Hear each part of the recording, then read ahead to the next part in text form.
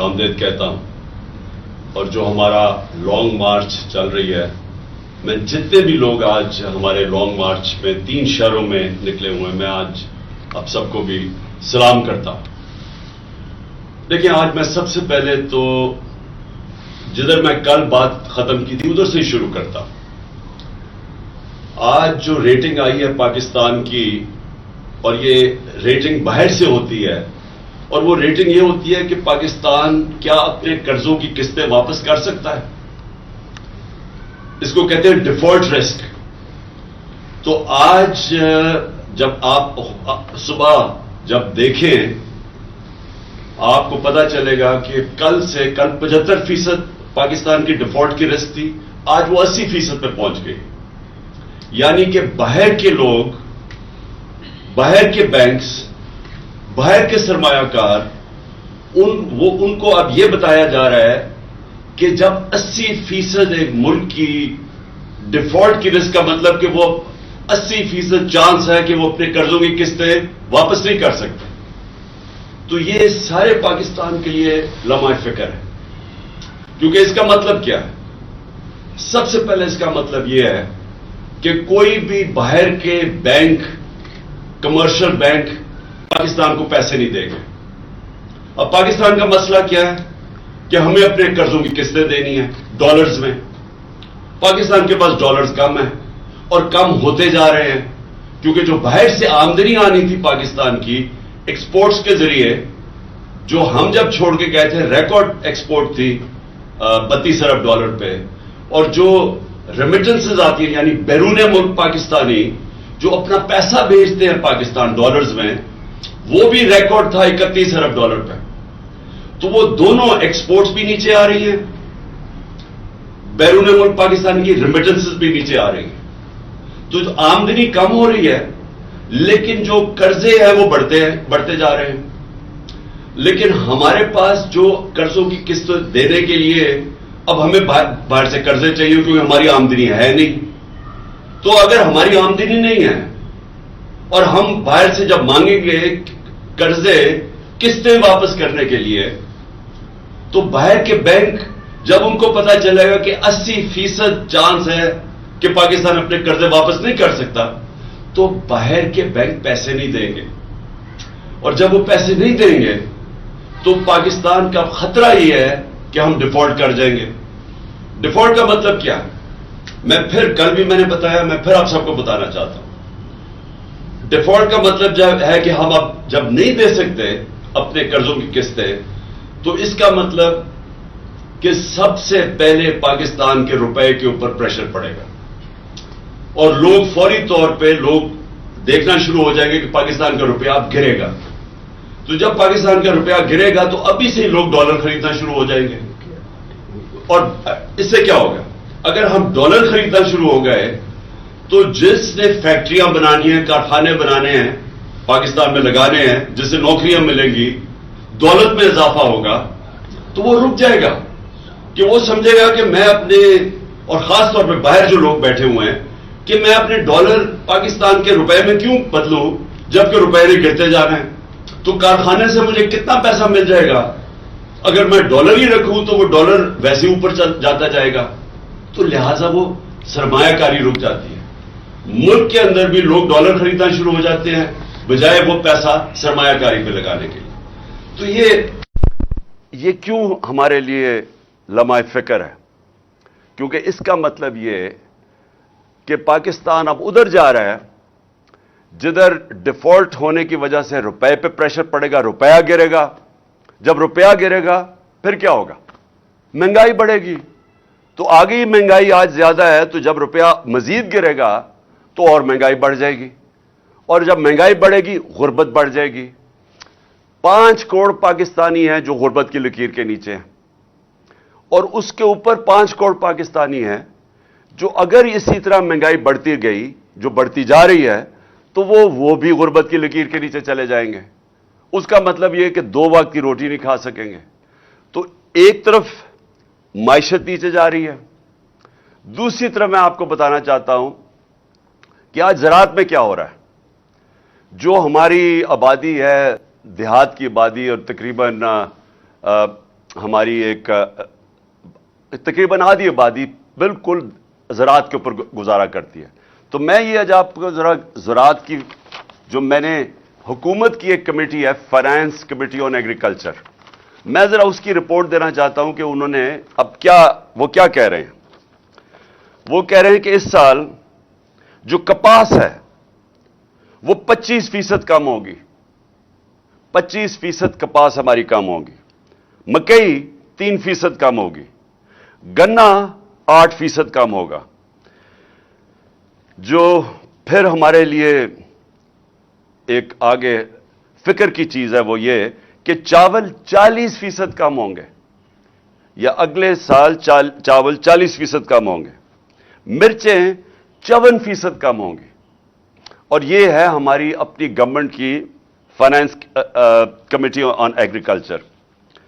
اب یہ کیوں ہوا ہے, یہ کیوں کم ہو رہی ہیں؟ یہ اس لیے کم ہو رہی ہیں کہ اب ذرا آپ کو میں قیمتیں بتاؤں کہ ٹریکٹر کی پچھلے 5 مہینے میں جو ٹریکٹر کی سیل ہے وہ 45% کم ہو گئی ہے. اور پھر جو ڈی اے پی ہے, ڈیپ ہے, جو کہ کھاد ہے ایک, وہ 75% کم ہو گئی ہے. یوریا کھاد 8% کم ہو گئی ہے. پوٹاش کھاد 85% کم ہو گئی ہے. ڈیزل جو لوگ کسان خرچ کرتا تھا 22% کم ہو گیا. یہ کیوں ہوا ہے؟ ان کی قیمتیں بڑھ گئی ہیں. کیونکہ جو کسان استعمال کرتا ہے جو چیزیں جس کی وجہ سے پیداوار بڑھتی ہے, یوریا, ڈیزل, کھادیں, ان ساروں کی قیمتیں بڑھ گئی ہیں.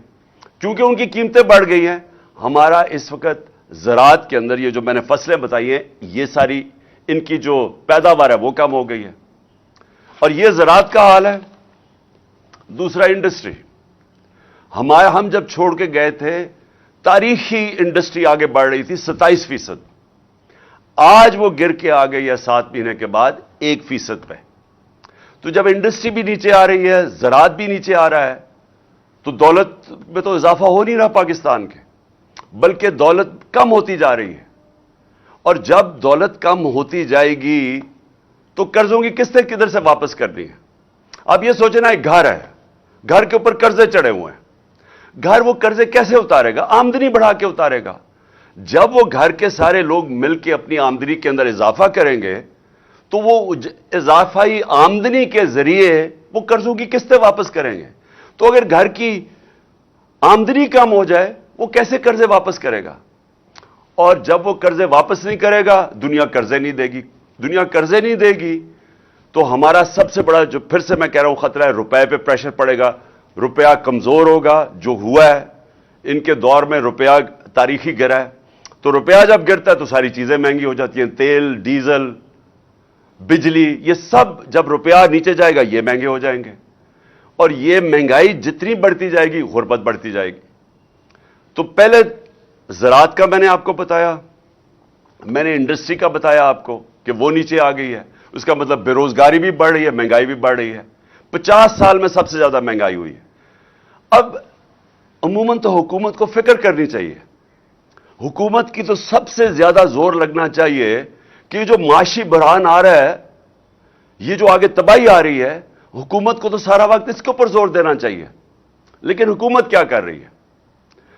حکومت سب سے پہلے یہ کوشش کر رہی ہے کہ ان کی جو کرپشن کے کیس ہے وہ ختم کیسے ہوں.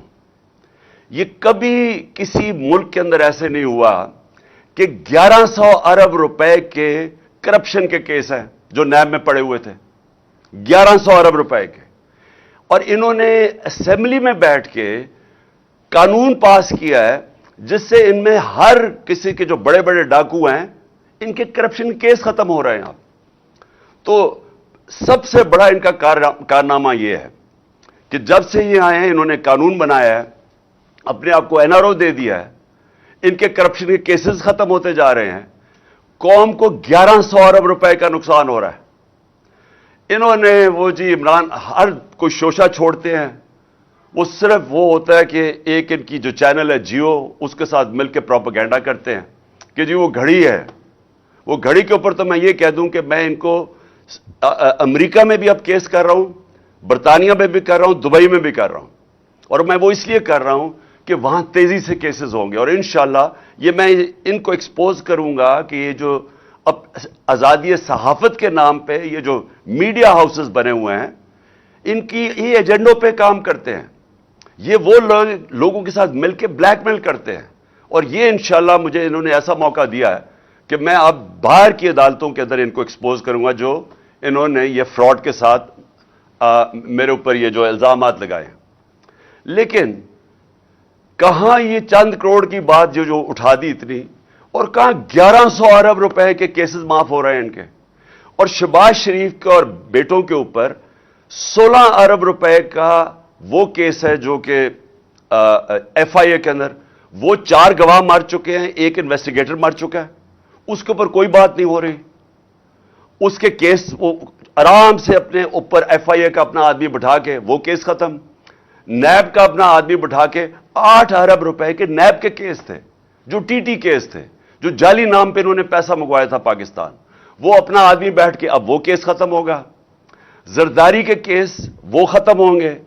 اومنی گروپ جس نے 9 ارب روپے کی پلی بارگن کی تھی, مطلب یہ کہ انہوں نے اومنی گروپ جو زرداری کے ساتھ ہے انہوں نے کہا کہ ہاں ہم نے کرپشن کیا ہے اور 9 ارب روپے ہم واپس کرتے ہیں, لیکن انہوں نے جو نئے قانون بنائے ہیں اب یہ ہو سکتا ہے کہ وہ 9 ارب روپیہ گورنمنٹ کو واپس کرنا پڑے ان کو, کیونکہ انہوں نے قانون ہی ایسے بنا دیے ساروں کو اپنے آپ کو بچا لیا ہے.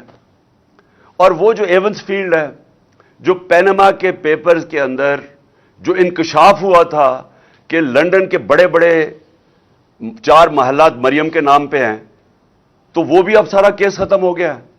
اور وہ جو حسن شریف ہے جو 10 ارب روپے کی پراپرٹی لندن میں 1 ہائیڈ پارک میں ہے, اس کے اوپر بھی اب کوئی نہیں پوچھے گا.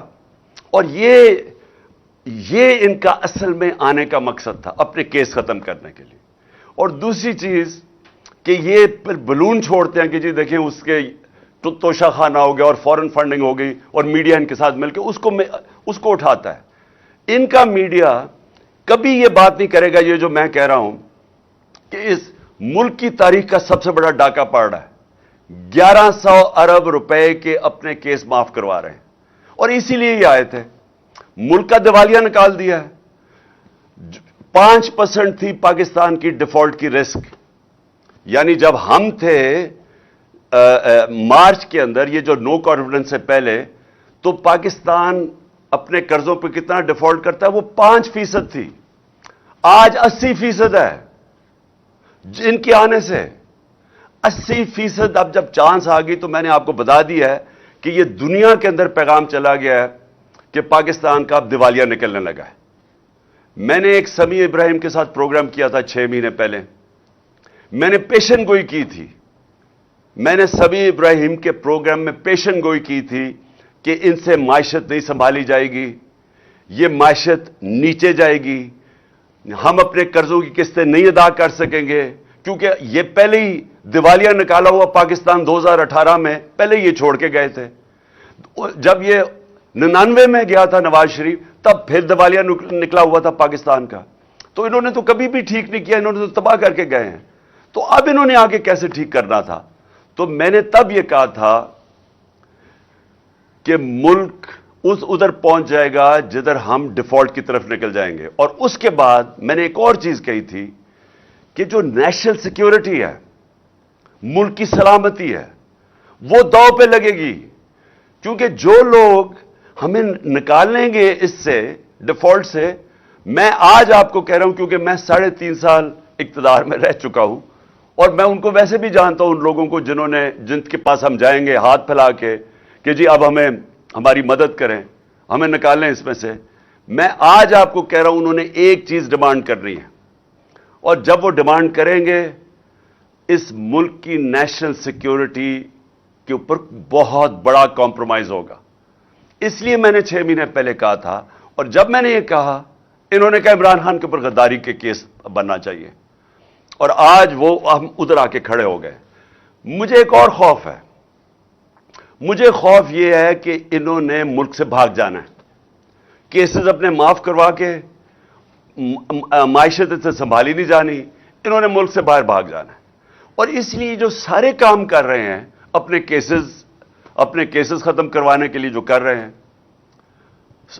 اپوزیشن کو دیوار سے لگا کے ہمارے اوپر کیسز، یہ جو قاتلانہ حملہ میرے اوپر کیا ہے ان کی ذمہ داری ہے، ان کی ساری کوشش یہ ہے کہ کسی نہ کسی طرح ہمیں اپوزیشن کو کسی طرح ختم کیا جائے، اپنے کیسز ختم کیے جائیں، اور یہ جو اب قانون بدل رہے ہیں، آرمی ایکٹ بدل رہے ہیں، صرف ان کا ایک مقصد ہے کہ کسی طرح ہم آرمی چیف بھی وہ لے آئیں جو ہمارے ایجنڈا پہ کھڑا ہو جائے، جو ہمیں تحفظ دے، جو ہمیں بچائے۔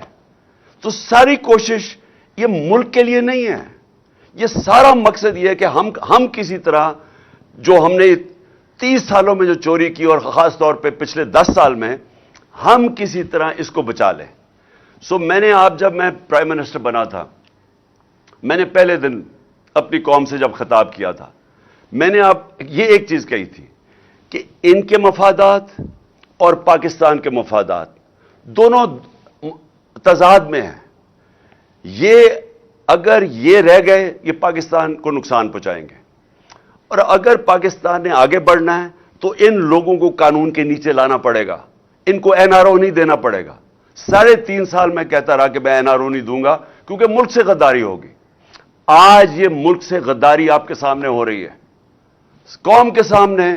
کوئی ان کو فکر نہیں ہے کہ ملک کسان تباہ ہو گیا، انڈسٹری بند ہو گئی، بے روزگاری بڑھ گئی، 50 سال میں سب سے زیادہ مہنگائی ہوگی۔ یہ ان کا کنسرن نہیں ہے، ان کا صرف یہ مقصد تھا کہ پہلے یہ ان کے کیسز ختم ہوں، اس کے بعد اپوزیشن کو کسی طرح ختم کیا جائے، اور پھر ان کا کبھی مقصد آرمی چیف کو اپنا آرمی چیف لانے کا یہ نہیں ہے کہ وہ آرمی کے ادارے کو مضبوط کرے گا، وہ پروفیشنل ہوگا۔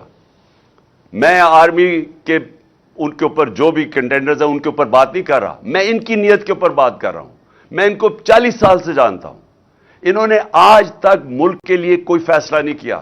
ان کے سارے فیصلے ہوتے ہیں اپنی ذات کے لیے، اپنی فیکٹریوں کے لیے، اپنی چوری کے لیے، اپنے جو محلات باہر بچانے کے لیے۔ تو مجھے جو خطرہ ہے وہ یہ کہ یہ سارا کر کے جس طرف ملک جا رہا ہے، یہ ملک سے بھاگیں گے، پھر سے ملک چھوڑ کے بھاگیں گے۔ اور ایک ہی طریقہ ہے ملک کو اب مزید تباہی سے بچانے کا، اور وہ ہے صاف اور شفاف الیکشن۔ اس کے علاوہ کوئی دوسرا طریقہ نہیں ہے۔ اور یہ جو ہماری مارچ ہے، یہ صرف یہ ہے، قوم بتانا چاہتی ہے، قوم ایک پیغام دینا چاہتی ہے۔ یہ جو مارچ کے ذریعے قوم یہ بتانا چاہتی ہے کہ یہ جو لوگ 30 سال سے ہمارے اوپر مسلط ہوئے اور لوٹا انہوں نے، قوم اب ان کو نہیں ایکسپٹ کرتی، قوم ان کے ساتھ متحد ہے۔ الیکشنز میں بار بار قوم نے بتایا کہ ہم ان کے ساتھ نہیں کھڑے۔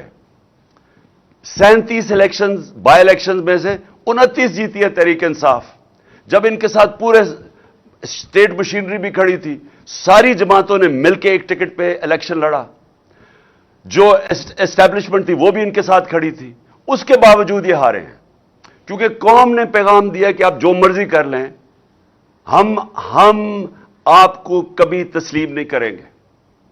اور یہ جو انہوں نے آخر میں یہ جو کوشش کی، جو مجھے قتل کرنے کی، اس کے پیچھے کیا ہے؟ یہ سمجھ بیٹھے ہیں کہ اب ان کو جو مرضی کر لو، آپ کیسز، ڈسکوالیفیکیشن، دہشت گردی کا کیس، یہ جو مرضی کر لیں، ان کو پتا ہے کہ یہ اب تحریک انصاف کو نہیں روک سکتے۔ لہذا کوشش یہ ہے کہ کسی طرح عمران خان کو راستے سے ہٹایا جائے۔ اور یہ جو واردات کی گئی تھی، یہ ان 3 لوگوں نے کی تھی، یہ 3 لوگ اس کے اندر شامل تھے، اور میں نے تینوں کے نام دے چکا ہوں، جس میں شہباز شریف، یہ جو ہے رانا ثناء اللہ، دونوں ماڈل ٹاؤن کے اندر دونوں نے دن دہاڑے لوگوں کو قتل کروایا تھا، ابھی تک کیس پڑا ہوا ہے۔ اور اگر کاش کہ اس کیس کا اگر فیصلہ ہو جاتا تو یہ ان کی جرت نہ ہوتی آگے یہ کرنے کی۔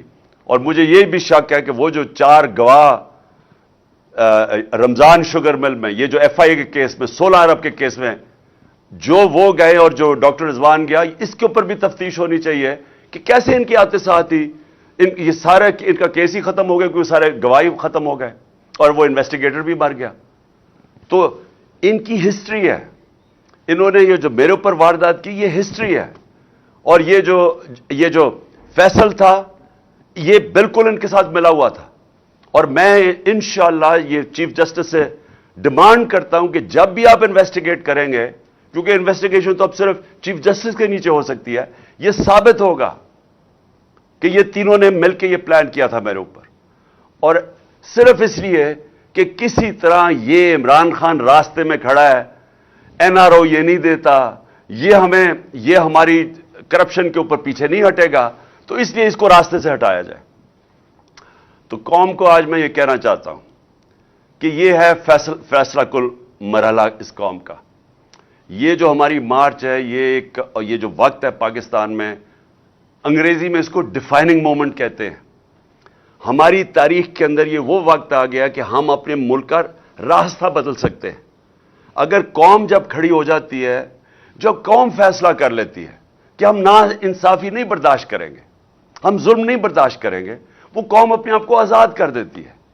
اور اللہ نے اس کو جہاد کہا ہوا ہے کہ ظلم اور نا انصافی کے اوپر اس کا حکم ہے ہمیں کہ آپ کھڑے ہوں اس کے خلاف. اس ظالم اور ظلم خوف کے بت کے سامنے نہ جھکو، کھڑا ہو اس کے سامنے، اور تب اللہ قوموں کو آزاد کرتا ہے. کبھی بھی وہ قوم جو نا انصافی کو برداشت کر لیتی ہے اور اس طرح کے چوروں کو اپنے اوپر برداشت کر سکتی ہے، کبھی اس قوم کو کوئی مستقبل نہیں ہوتا. وہ مقروض ہی رہتی ہے، وہ ہمیشہ غریب ہی رہتی ہے. وہ قوم، اس کا کبھی پرواز اوپر نہیں جاتی. اور ہمارا ملک تو بڑا ایک عظیم خواب کا نام تھا. ہمارا وہ خواب تھا جو ہم نے ایک مثالی اسلامی فلاحی ریاست بنانی تھی مدینہ کے طرز کے اوپر، اور ہم نے وہ اصولوں پہ کھڑا کرنا تھا جس کا سب سے بڑا اصول عدل اور انصاف تھا. اور ہم اسی اصول سے بہت دور چلے گئے ہیں، اور اسی وجہ سے آج ہمارا ملک ترقی نہیں کر سکا. تو اس لیے یہ جو مارچ ہے حقیقی آزادی کی مارچ، یہ دراصل ہم اپنے آپ کو انصاف کے ذریعے آزاد کرنا چاہتے ہیں. یہ جو طاقتور ہے، جو قانون کے اوپر چلا جاتا ہے، وہ سمجھتا ہے کہ اس کے نیچے قانون ہی نہیں ہے. میں پاکستان کا ex prime minister F I R نہیں درج کروا سکا کیونکہ وہ طاقتور ہیں. تو اگر ملک کا ایکس پرائم منسٹر، سب سے بڑی پارٹی کا سربراہ، قاتلانہ حملہ اس کے اوپر ہوتا ہے، اگر وہ ایف آئی آر نہیں درج کروا سکتا، تو اس ساری عوام سے میں پوچھتا ہوں، آپ کے ہاتھ میں کیا ہے؟ اس کا مطلب کہ جب عوام طاقتور کے سامنے آئے گی تو وہ تو کبھی جیت سکتی ہی نہیں ہے، کیونکہ انصاف ہی نہیں ہے. تو یہ جو آپ نکل رہے ہیں، پہلے تو میں پھر سے آپ سب کو سلام کرتا ہوں، لیکن دوسری چیز میں یہ کہنا چاہتا ہوں کہ یہ جب جدوجہد کرتے آپ انصاف کے لیے، یہ پھر اس کی پیچھے نہیں ہم مڑ کے دیکھتے، ہم اپنی کشتیاں جلا کے جدوجہد کرتے ہیں. اور میں انشاءاللہ جو پلان کر رہا ہوں، اور میں سیٹرڈے کو اناؤنس کروں گا کہ کس دن میں نے پنڈی پہنچنا ہے، اور انشاءاللہ یہ میرا ایمان ہے، کیونکہ میری قوم جاگی ہوئی ہے آج. یہ میرا ایمان ہے کہ پاکستان کی تاریخ میں سب سے بڑا عوام کا سمندر انشاءاللہ پنڈی پہنچے گا. اور انشاءاللہ وہ عوام جب نکلاتی ہے، جب عوام میں شعور آ جاتا ہے، تو پھر اس عوام کو کوئی کسی قسم کا ظالم اس کے بعد اس کے اوپر ظلم نہیں کر سکتا، جب وہ عوام اپنے حقوق کے اوپر کھڑی ہو جاتی ہے. تو میں اب سب سے انشاءاللہ آج امید لگاتا ہوں کہ آپ سب نے انشاءاللہ پنڈی پہنچنا ہے، جب میں آپ کو دن دوں گا جس دن میں وہاں پہنچوں گا. پاکستان پائندہ باد.